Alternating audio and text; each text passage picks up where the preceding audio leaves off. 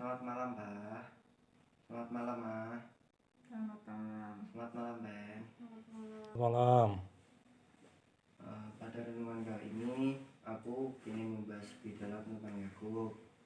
Dan semuanya pasti kenal sama Yakub, yaitu bapak dari 12 suku Israel. Tapi Yakub sendiri sebenarnya adalah tokoh yang kontroversial karena bersama ibunya menipu ayahnya Ishak. Kita dalami lagi kisah Yakub ya. Di Kejadian 25 ayat 23, Tuhan menyampaikan kepada Ribka, 2 bangsa ada dalam kandunganmu, dan 2 suku bangsa akan berpencar dari dalam rahimmu. Suku bangsa yang satu akan lebih kuat dari yang lain, dan anak yang tua akan menjadi hamba kepada anak yang muda. Kemudian kita ulik lagi dari kitab Kejadian 25 ayat 29 sampai 34. Ini sinopsis dari tujuan Yakub. Pertama kali Yakub sedang memasak sesuatu, datanglah Esau dengan lelah dari padang. Kata Esau kepada Yakub, berikanlah kiranya aku menghirup sedikit dari yang merah-merah itu, tetapi kata Yakub, jualah dahulu kepadaku hak kesulunganmu. Sahut Esau, sebentar lagi aku akan mati, apakah gunanya bagiku hak kesulungan itu? Kata Yakub, bersumpahlah dahulu kepadaku. Maka bersumpahlah ia kepada Yakub, dan dijualnyalah hak kesulungannya kepadanya. Lalu Yakub memberikan roti dan masakan kacang merah itu kepada Esau. Ia makan dan minum, lalu pergi dan berdiri. Demikianlah Esau memandang ringan hak kesulungan itu. Nah, dari sini kita tahu Esau yang saat itu sedang berburu dan dalam keadaan lapar melihat Yakub yang sedang memasak, dan untuk mengobati rasa laparnya Esau meminta sup kacang merah yang dimasak oleh Yakub. Nah, di Kejadian 25 ayat 31 tadi ada kata-kata, tetapi Yakub berkata, jualah dahulu kepadamu hak kesulunganku. Jadi di sini kita tahu bahwa Yakub memang sudah mengincar hak kesulungan Esau. Di lain sisi, Esau menganggap sangat remeh hak kesulungannya dan menjualnya kepada Yakub hanya untuk mendapatkan semangkok makanan. Beberapa tahun kemudian, saat Ishak sudah mulai rabun, Yakub memanfaatkan kesempatan untuk mendapatkan hak kesulungan yang harusnya diterima oleh sang kakak. Di situ Esau ingin membunuh Yakub setelah Ishak mati. Namun ibunya Ribka yang mendengar itu menyuruh Yakub untuk pergi ke tempat pamannya Laban. Dan di sini mulai di kediamannya Laban. Saat di rumah Laban, Yakub jatuh cinta kepada Rahel. Laban memberi syarat, jika ingin menikahi Rahel, Yakub harus bekerja padanya 7 tahun, dan setelah 7 tahun bukannya Rahel yang ia dapatkan, malahan Lea. Karena aturan di situ harus menikahi kakaknya terlebih dahulu. Yusuf kesal, namun Laban memberikan syarat untuk bekerja padanya 7 tahun lagi untuk mendapatkan Rahel. Singkat cerita, ini adalah istri anak-anak Yakub dan kediaman Laban. Di kediaman Laban, Leah dan Yakub anaknya, yang pertama ada Ruben, kedua Simeon, 3 Levi, 3 Yuda, kemudian Isakar dan Zebulon. Kemudian ada budaknya Leah yaitu Zilpah, ada Gad, anaknya yaitu Gad dan Asyar.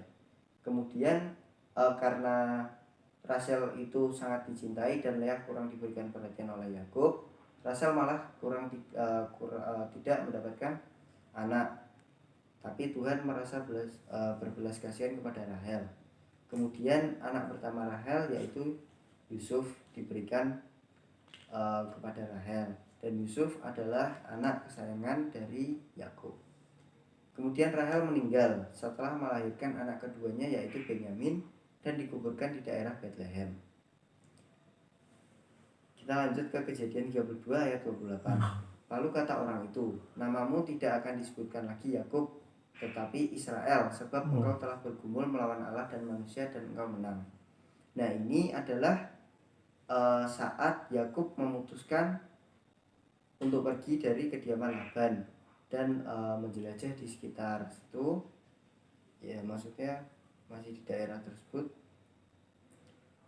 Terus ya dia bergulat dengan Tuhan, dan itulah awal dia mendapatkan nama Israel. Nah, setelah itu Yakub memutuskan untuk kembali ke tempat Esau, dan ternyata Esau sudah memaafkan Yakub dan sudah berbaikan. Sudah.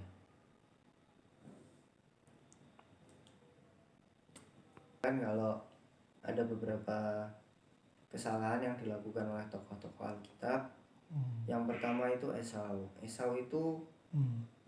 sangat menganggap remeh hak kesulungannya, padahal hak kesulungannya itu privilege atau hak istimewa yang diberikan Tuhan dan melalui Ishak, dan nyatanya berkat-berkatnya yang sudah diambil Yakub padahal harusnya diterima oleh Esau. Yakub itu kan sudah jadi kaya raya, punya anak istri, dan mendapatkan nama Israel. Nah di sini tuh si Esau tidak berhasil mengendalikan hawa nafsunya hanya untuk mendapatkan semangkok makanan. Itu kesalahan yang dilakukan oleh Esau.